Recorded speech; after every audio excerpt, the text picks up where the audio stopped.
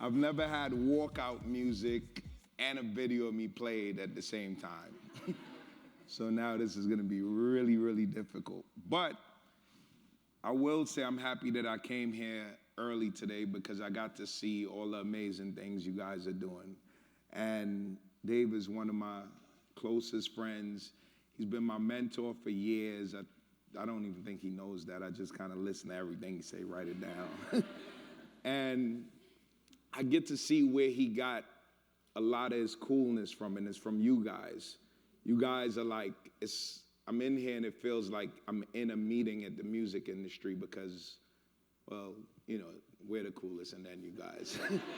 So, I get to see like a very young team who's doing like really cool things, who's dressed like I'm dressed. I mean, look at Dave, he's dressed like me. So it's just like, that was one of my things for going into the music industry because I never wanted to lose who I am or who I felt I was. I wanted other kids from my neighborhood to kind of see me always remain me.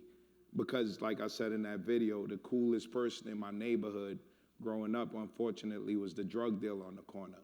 And I remember this one time we had like career day in like the 7th grade. And the guy that came to speak to us was like, I don't know, like a doctor, which doctors are great. If anybody's a doctor, that's amazing. But it was like a doctor and like somebody that I just didn't want to be, not because of what they did, just because of who they were, how they dressed, how they spoke, everything. And I was kind of like, damn, if I got to kind of leave the hood to go be that guy, I don't know if I want to leave the hood. And I kind of carried that with me the entire time. So I speak at schools. Dave asked me to speak here. I speak at a ton of different things, and I always try to just dress like myself, remain myself, and always be myself, and live as like my family as well.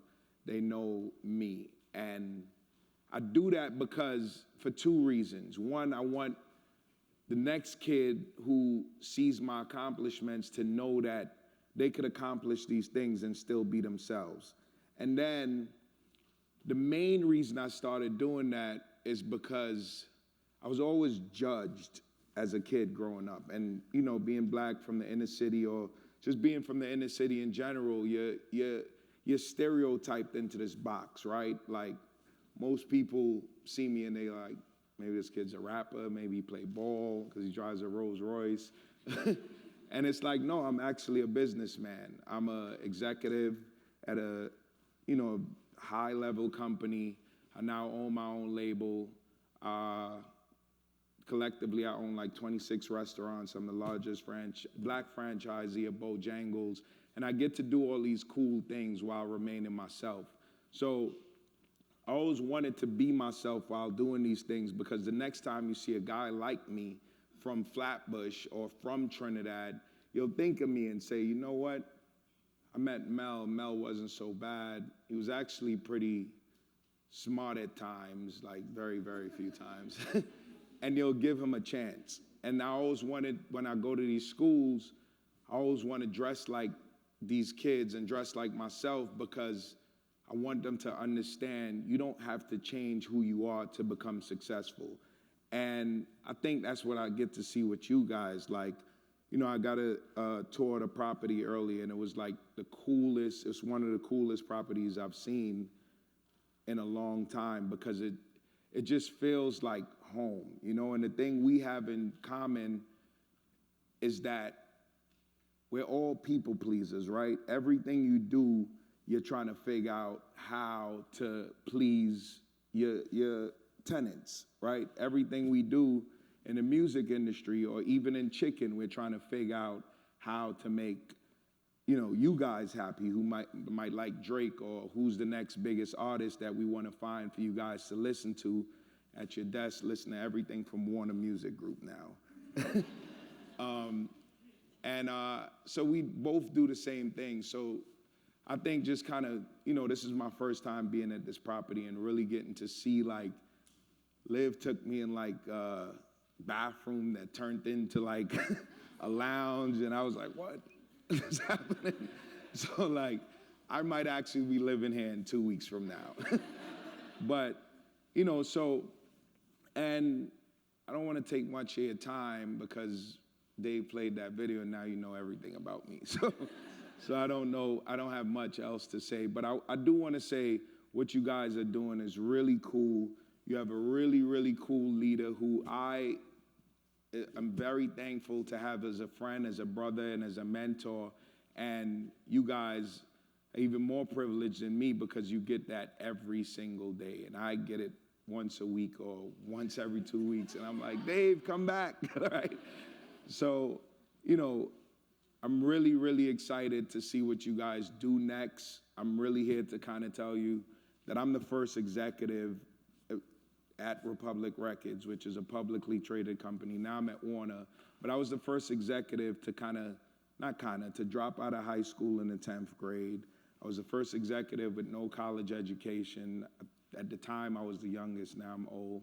And and it just goes to show, like, I never gave up. Dave know my story. I used to, just try to figure out a way to kind of make it out. I had to make it out twice, I always tell people. The American dream was getting to America, right? I was from Trinidad. And that was like, oh shit, I'm in America now. I'm still broke. So it was just like, then I had to make it here and kind of, whatever, become somewhat successful, I think. And it was just like, doing that just kind of gave me the confidence to kind of like, now I'm a franchise owner. I invested in Sweet Chick, and that all started from me going up to record labels and handing out CDs of an artist I wanted to manage at the time. I was, I don't know, maybe 19, 20. I would go to every label every day, hand out CDs. Everyone would walk past me, and I became known as like, there go the crazy guy that stands in front of the building giving out CDs. But eventually, somebody listened to me, right? And they gave me a shot. So people has always been like my power. Like people has always gave me a chance. So I tend to always give people a chance, or at least hear them out.